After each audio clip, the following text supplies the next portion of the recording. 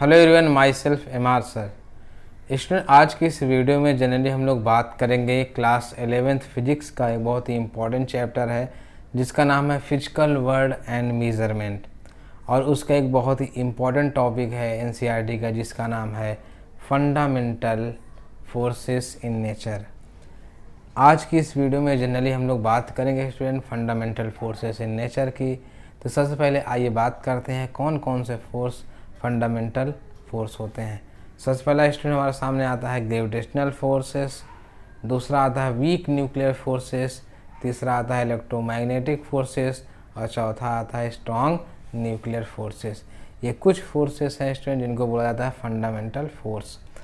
चलिए फिर वीडियो को शुरू करते हैं और वन बाय वन एक एक फोर्स के बारे में डिस्कस करते हैं। तो चलिए स्टूडेंट, सबसे पहला फोर्स हमारे सामने आता है स्टूडेंट ग्रेविटेशनल फोर्स। कौन सा फोर्स? Gravitational force. कहा गया है the gravitational forces is force of mutual attraction between any two object by virtue of their masses. मतलब दो ऑब्जेक्ट के बीच में उनके मासेस के बीच में लगने वाला जो म्यूचुअल अट्रैक्टिव फोर्स होता है उसी को हम लोग बोलते हैं ग्रेविटेशनल फोर्स। अब हम मान लीजिए आपके पास दो ऑब्जेक्ट हैं, एक का मास m1 है, एक का मास m2 है, एक दूसरे से r डिस्टेंस पे रखे गए हैं। इनके बीच जो लगने वाला फोर्स होता है कैपिटल F बराबर होता है capital G m1 m2 upon r²। यहाँ पे जो कैपिटल G होता है स्टूडेंट जिसको बोलते हैं यूनिवर्सल ग्रेविटेशनल कांस्टेंट, इसकी वैल्यू होती है 6.67 × 10⁻11 न्यूटन मीटर स्क्वायर पर kg²। अब स्टूडेंट हम लोग बात करें कुछ इंपॉर्टेंट पॉइंट के बारे में ग्रेविटेशनल फोर्सेस के। तो पहला इंपॉर्टेंट पॉइंट है student gravitational forces are universal attractive force. मतलब जो ग्रेविटेशनल फोर्स होते हैं ये अट्रैक्टिव फोर्स होते हैं, रिपल्सिव फोर्स नहीं होते। दूसरा स्टूडेंट कि these are weakest force in nature. मतलब नेचर में जो सबसे वीक फोर्स होता है वो कौन सा होता है? ग्रेविटेशनल फोर्स होता है। तीसरा student gravitational forces obey inverse square law. क्या किस चीज़ को पालन करते हैं? ये इनवर्स स्क्वायर ला को पालन करते हैं ग्रेविटेशनल फोर्स। और चौथा आपके पास है student gravitational forces are conservative forces. तो ग्रेविटेशनल फोर्स कौन से फोर्स होते हैं स्टूडेंट?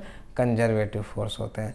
तो इस तरह से स्टूडेंट हमने डिस्कस किया ग्रेविटेशनल फोर्स को। अब हम लोग बात करेंगे नेक्स्ट फोर्स के बारे में जिस फोर्स का नाम है वीक न्यूक्लियर फोर्स। क्या नाम है स्टूडेंट?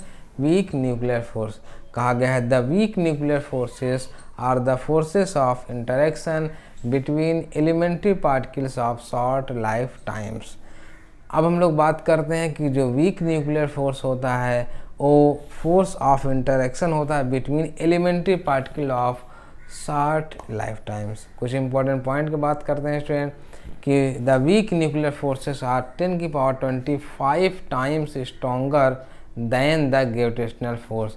मतलब weak nuclear force gravitational force के कंपेरिजन में 10⁻25 टाइम्स स्ट्रॉन्गर होते हैं। और नेक्स्ट दिया गया स्टूडेंट कि the weak nuclear forces exist between leptons and meson. जो वीक न्यूक्लियर फोर्स होता है एग्जिस्ट करता है लेप्टॉन और मेसॉन के बीच में। तो इस तरह से स्टूडेंट हम लोगों ने नेक्स्ट फोर्स के बारे में सेकंड फोर्स के बारे में डिस्कस किया जिसका नाम था वीक न्यूक्लियर फोर्स। अब हम लोग थर्ड फोर्स के बारे में बात करेंगे स्टूडेंट जिसका नाम है इलेक्ट्रोमैग्नेटिक फोर्स। क्या नाम है स्टूडेंट? Electromagnetic force. कहा गया the electromagnetic forces are the forces between charge particle. मतलब चार्ज पार्टिकल के बीच में लगने वाला जो फोर्स होता है उसको हम लोग बोलते हैं इलेक्ट्रोमैग्नेटिक फोर्स। कहा गया when the charge are at rest. जब चार्ज रेस्ट पे हो the forces are called electrostatic force. उस फोर्स को हम लोग क्या बोलते हैं? Electrostatic force.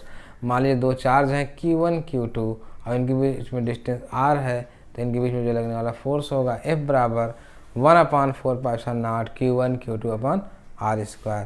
यहाँ जो 1/4π0 होता है स्टूडेंट उसकी वैल्यू कांस्टेंट होती है और उसकी वैल्यू होती है 9 × 10⁻9 न्यूटन मीटर स्क्वायर पर कूलाम स्क्वायर। और जो यहाँ पे इप्सिलॉन नॉट होता है स्टूडेंट उसकी वैल्यू कांस्टेंट होती है 8.85 × 10⁻12 कूलाम स्क्वायर न्यूटन की पावर -1 मीटर की पावर -2। अब कुछ इम्पॉर्टेंट पॉइंट के बारे में बात करते हैं स्टूडेंट। तो जो इलेक्ट्रोमैग्नेटिक फोर्स होते हैं, दीज फोर्सेस में भी अट्रैक्टिव और रिपल्सिव, मतलब ये फोर्स अट्रैक्टिव भी हो सकते हैं, रिपल्सिव भी हो सकते हैं। They obey inverse square law, ये इनवर्स स्क्वायर लॉ को पालन करते हैं। और नेक्स्ट दिया गया है they are also conservative force, मतलब ये भी क्या होते हैं, कंजर्वेटिव फोर्स होते हैं। तो इस तरह से हम लोगों ने थर्ड फोर्स के बारे में डिस्कस किया, इलेक्ट्रोमैग्नेटिक फोर्स के बारे में। हम लोग लास्ट फोर्स के बारे में बात करेंगे।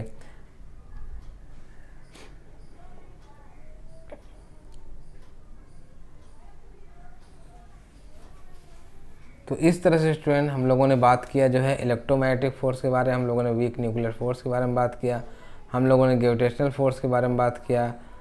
और इसके बाद एक फोर्स हमारे सामने बचता है स्टूडेंट, उस फोर्स का नाम है स्ट्रॉन्ग न्यूक्लियर फोर्स। और जो स्ट्रॉन्ग न्यूक्लियर फोर्स होता है स्टूडेंट, ये प्रोटॉन और न्यूट्रॉन के बीच में लगने वाला जो है फोर्स होता है, उस फोर्स की वजह से प्रोटॉन और न्यूट्रॉन आपस में बंधे हुए रहते हैं। तो कह सकते हो प्रोटॉन और न्यूट्रॉन के बीच में जो फोर्स एक दूसरे को बांधे रखता है, प्रोटॉन और न्यूट्रॉन को न्यूक्लियन में, उसको हम लोग बोलते हैं स्ट्रॉन्ग न्यूक्लियर फोर्स। तो इस तरह से स्टूडेंट आज के इस वीडियो में जनरली हम लोगों ने डिस्कस किया फंडामेंटल फोर्सेस इन नेचर।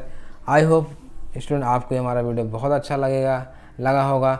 मिलते हैं नेक्स्ट वीडियो में नेक्स्ट टॉपिक के साथ, तब तक के लिए आप अपना भी ख्याल रखें, साथ में उनका जिनके जरिए में आपके सिवा कोई ना हो।